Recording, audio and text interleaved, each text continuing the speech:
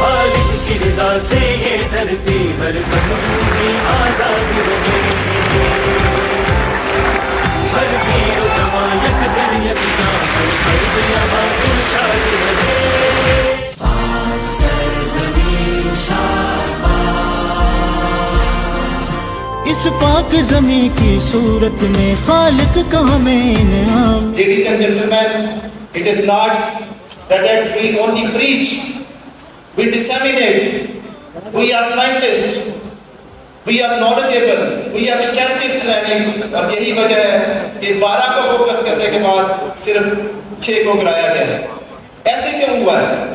ایسے اس لیے ہوا ہے کہ we do not believe only the force, we do not believe only in technology, we believe in ethics, we believe in humanity۔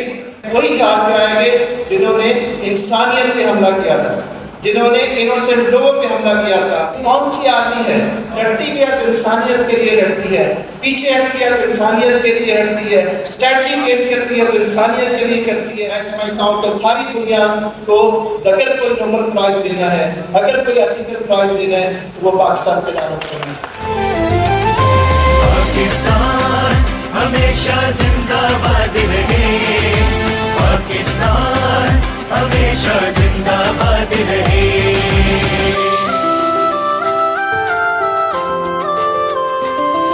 اس راہ کٹھن کو ہم سب نے یکجا ہو کر طے کرنا ہے،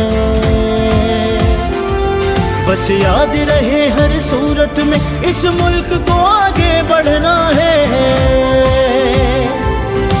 رب سے دعا ہر فرد یہاں، ہے رب سے دعا ہر فرد یہاں، ہر پل مثل فولاد رہے۔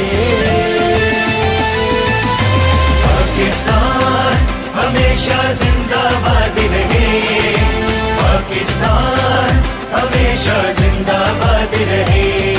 نفرت کو مٹا کر پاکستان زندہ باد۔